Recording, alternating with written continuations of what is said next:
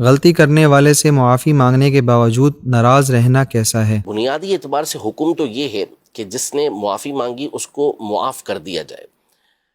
لیکن بسا اوقات ہوتا یہ ہے کہ یا تو معافی مانگنے والے کا جو طرز ہوتا ہے وہ ٹھیک نہیں ہوتا، اس کا انداز ٹھیک نہیں ہوتا، وہ ایک رسمی طور پر معافی مانگ رہا ہوتا ہے، تو اس کی وجہ سے جس کو تکلیف پہنچی ہوتی ہے اس کے دل سے وہ تکلیف دور ہوتی نہیں ہے، تو وہ بھی مجبوراً صرف رسماً جو ہے وہ معاف کر دیتا ہے، لیکن اس کے دل کے اندر کدورت یہ باقی رہتی ہے، تکلیف باقی رہتی ہے۔ تو معافی مانگنے والے کو بھی چاہیے کہ واقعی اس انداز میں معافی مانگے کہ جس سے سامنے والے کو لگے کہ یہ اپنے فعل کے اوپر، اپنے کام کے اوپر نادم ہوا ہے۔ نمبر دو، جو بعض اوقات معافی تو کر دے گا، سامنے والا نادم ہو کے معافی مانگ رہا ہے، لیکن اس نے تکلیف اس درجے کی پہنچائی ہے کہ جس کو تکلیف پہنچی ہے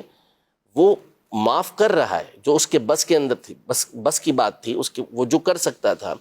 لیکن جو تکلیف اسے پہنچی ہے اس کی طرف سے وہ ایسی ہوتی ہے کہ دل سے وہ چیز نکلتی نہیں ہے، تو اسے چاہیے کہ نکالنے کی کوشش کرے، لیکن ہم اس کو یہ نہیں کہیں گے کہ اس کے دل میں جب تک وہ بات ہے اور وہ کوشش کر رہا ہے تو یہ گناہ گار ہوا، ایسا نہیں ہے۔ صحیح۔ تیسرا یہ کہ معافی جس سے مانگی جا رہی ہے تو معافی کے ساتھ بعض اوقات تلافی بھی ہوتی ہے، یعنی مثلاً کسی کا آپ نے بہت بڑا قرض دبا لیا ہے، لاکھوں روپے اس کے، کروڑوں روپے دبا کے بیٹھے ہوئے ہیں، اس کی جائیداد آپ دبا کے بیٹھے ہوئے ہیں، اور آپ جو ہے وہ کہہ رہے ہیں کہ مجھے معاف کر دو، وہ کسے معاف کرے گا آپ کو؟ یعنی آپ اس کی جو رقم ہے، اس کا جو مال ہے، اسے تو آپ ادا کریں، آپ ادا کیے بغیر اسے کہہ رہے ہیں کہ مجھ سے ناراض مت ہونا، میری طرف سے جو تکلیف پہنچی ہے اس پر آپ مجھے معاف کر دیں، تو یہ تو عجیب و غریب بات ہو جائے گی۔ جیسے میرے رسول سمجھاتے ہیں مثال دے کے کہ کسی کو تھپڑ مارا اور اسے کہا کہ سوری، پھر فوراً کہا کہ ہاں سوری تو کر رہا ہوں لیکن ایک تھپڑ اور ماروں گا تھوڑی دیر کے بعد، ایسی سوری کا کیا فائدہ؟ ایسی معذرت کا کیا فائدہ؟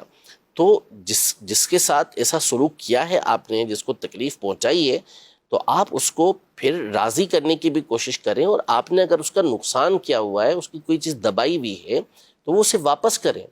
تو اس کے دل سے کدورت نکلے گی نا۔ لیکن تو اگر ایسا نہیں کریں گے، اس کی وہ چیز آپ نے دبا کے رکھی ہے اور مسلسل آپ ظالمانہ انداز ہی اختیار کر رہے ہیں، پھر آپ کہیں کہ وہ آپ کو زبانی کہنے پر معاف کر دے، تو ایسا کیسے ہو سکتا ہے؟ ایسا نہیں ہوگا۔ اچھا، تو پھر ان آپ نے چیزوں کا لحاظ ضروری ہے۔ جو پیسوں کا کہا، ایک تو ہے پیسے یا اس طرح کے حق، بعض کا دوسروں کی عزتوں کے جنازے نکال دینا، بالکل ایسا ہی ہے۔ اور آج سوشل میڈیا ہے اور اس میں وہ بیچارہ جس کے بارے میں بات کر دی، نہ اپنے گھر میں ایک طرح کا منہ دکھانے کے اللہ قابل رہا، نہ معاشرے میں نہ رہا، نہ کسی اور جگہ، اور بعد میں یہ کہیں کہ وہ غلط فہمی ہوگی تھی لیکن آپ معاف کر دیں، کیا کرے گا؟ یعنی یہ دور تو جیسے فتنوں کا وہ دور ہے کہ جو روایت میں آیا تھا کہ ہر ایک کو تھپیڑا لگے گا اس کا، ایسے ہی فتنوں کا دور ہے۔ اللہ، یعنی کیا سمجھ نہیں دیندار، پڑتی کہ کیا عام۔ کیا لوگ کرتے ہیں، اور سوشل میڈیا کی تباہ کاریاں جو ہیں اس حوالے سے یہ ایسی ہیں کہ گناہ کر کے، گناہ تو ایک طرف رہا، بعض اوقات بندے سے غلطی ہو جاتی ہے، اب غلطی ہو گئی اور اس نے اس کو سوشل میڈیا پر ڈال دیا، توبہ کر لی اس نے، دوبارہ وہی پھر اس کی ویڈیو چل رہی ہوتی ہے، اب یہ قصور اس کا اپنا تھا جس نے ایسا کیا۔ اب جیسے مثال کے طور پہ ایک شخص نے کوئی بات بیان کی کہ یہ یوں نہیں یوں ہے، اس نے ہوشیاری کی اپنے طور پر اور ایک بات بیان کرنے کی کوشش کی جو تھی غلط لیکن تھی انوکھی، ساری دنیا جو کر رہی تھی اس کا الٹ اس نے بتا دیا،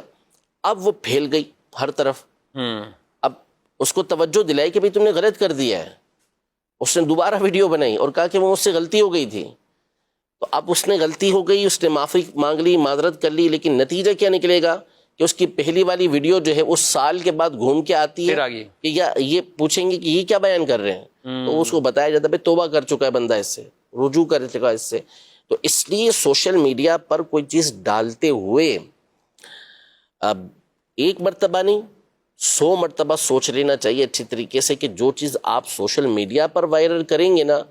تو یہ جیسے نامہ اعمال ہے نا،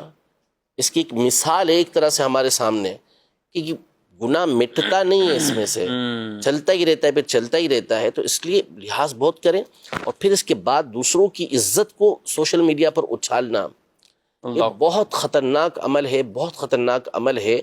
کہ آپ کسی سنی صحیح العقیدہ کو اگر بدنام کر دیتے ہیں سوشل میڈیا کے اوپر، اور پھر وہ آپ کا جو پیغام اس پر مسلسل چلتا رہتا ہے تو اس کے نتائج قیامت کے دن بہت خطرناک ہوں گے. کیسے اللہ پاک کی بارگاہ کے اندر آپ جواب دے پائیں گے؟ یہ بڑی آزمائش والی بات ہے.